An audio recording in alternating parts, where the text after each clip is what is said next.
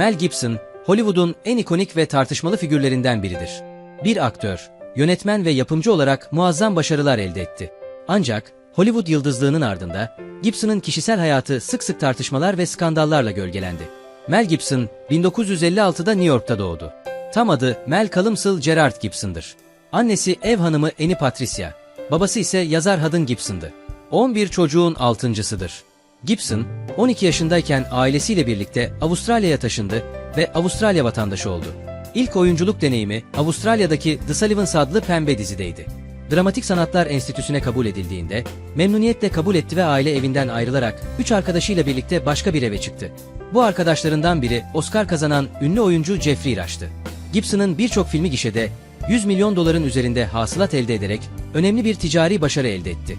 Gibson, Avustralya Ulusal Dramatik Sanatlar Enstitüsü'nde oyunculuk eğitimi alırken, ilk filmi olan 1977 yapımı gerilim filmi Summer City'den sadece $400 kazandı. İlk Mad Max filmindeki rolü için $15.000.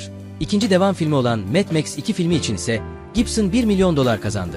Gibson'ın ilk Hollywood filmi, çarpık düzenle mücadele eden Tennessee çiftçisini canlandırdığı 1984 yapımı Driver'dı.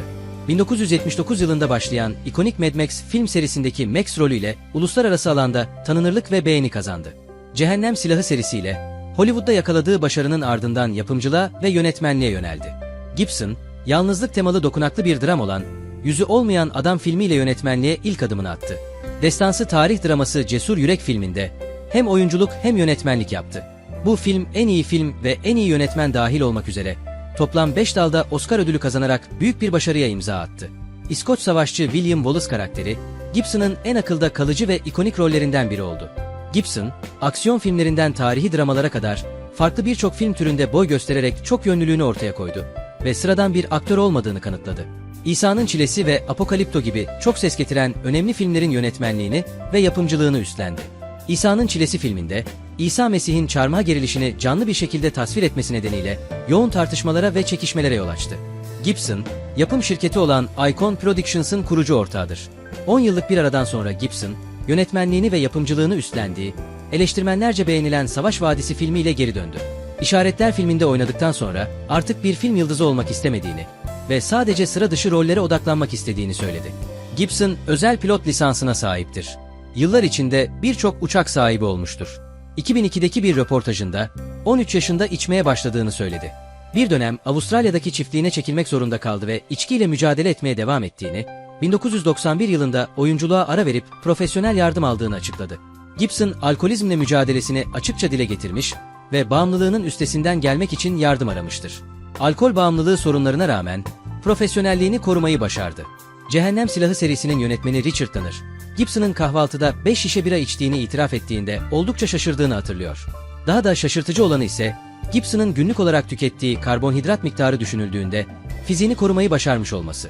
Son yılları göz önüne alındığında sigara içmenin Mel'in görünümünü gerçekten olumsuz etkilediği anlaşılıyor. Gibson, Toronto'da alkollüyken bir arabaya arkadan çarptıktan sonra 3 ay boyunca araç kullanması yasaklandı. 1970'lerin sonlarında Gibson, Mad Max filminin çekimlerinden kısa bir süre sonra Robin Dönis ile tanıştı. O dönemde Mel, Güney Avustralya tiyatro şirketinde çalışan tanınmayan bir aktördü ve Robin ise bir diş hekimi hemşiresiydi. İkili 1980'de evlendi. Mart 2009'da bir plajda çekilmiş Rus piyanist, Oksana Grigorieva'ya sarıldığı fotoğrafların yayınlanmasından bir ay sonra Robin Moore, Mel Gibson'a boşanma davası açtı. Davadan 3 gün sonra Gibson, aracıyla hız yapmaktan ve alkollü araç kullanmaktan tutuklandı. Gibson önce polis memuruna, "Hayatım bitti, Robin beni terk edecek" dedi. Memur onun eve gitmesine izin vermeyince, "Yahudiler dünyadaki tüm savaşlardan sorumludur. Siz Yahudi misiniz?" ile doruğa ulaşan ırkçı bir tirada girişti. 2011 yılında Gibson'ın 7 çocuğunun annesi Robin'e $425 milyon tazminat borcuyla sonuçlanan dava, Hollywood tarihindeki en pahalı boşanma davası oldu. Alkolizm ve sadakatsizlik 31 yıllık evliliğini bitirmişti. Bir süre sonra Mel, Grigorieva ile evlendi ve bir çocukları oldu. Temmuz 2010'da Gibson'a ait olduğu iddia edilen ses kayıtları internette yayınlandı ve bu kayıtlar onun için hiç de iyi olmadı. I don't walk around in tight clothes. I stay at home for most of the time. Public and it's a fucking embarrassment to me. You look like a fucking bitch on heat, and if you get raped by a pack of niggers, it'll be your fault. All right? Because you provoked it. You are provocatively dressed all the time with your fake boobs you feel you have to show off. I don't like it. I don't want that woman. I don't want you. I don't believe you anymore. I don't trust you. I don't love you. Regarding the woman who works at Grigorieva's house, Gibson said the following. I will fire if she is at your house. I will make it known and fire her. Fine. I'll report her to the fucking people that take fucking money from the wetbacks, okay? Gibson also alluded to the use of physical violence. You need a fucking bat in the side of the head. All right? How about that? Near the end of the recording, Gibson made further reference to violence. I'm threatening. I'll put you in a fucking rose garden, you cunt. You understand that? Because I'm capable of it. You understand that? Gibson'ın ırkçı, cinsiyetçi ve antisemitizm örüntüleri gösteren bu ses kaydı, sivil haklar aktivistleri tarafından boykot edildi. Gibson, birçok tartışmalı açıklamaları nedeniyle neredeyse 10 yıl boyunca Hollywood'da kara listeye alındı. Robert Downey Jr. ve gazeteci Alison Hopweiner, onun affedilmesi için savunuculuk yapmasının ardından ortam az da olsa yumuşamaya başladı. Grigorieva'nın 2010'da bir aile içi şiddet olayı yaşandığına dair iddialarına yanıt olarak Los Angeles Şerif Departmanı aile içi şiddet soruşturması başlattı.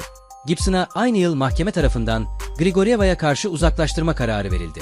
Ağustos 2011'de Gibson, Grigorieva ile anlaştı ve ona $750.000, ortak yasal velayet ve 3 yaşındaki kızları 18 yaşına gelene kadar Kaliforniya'daki Sherman Oaks'ta bir ev verildi.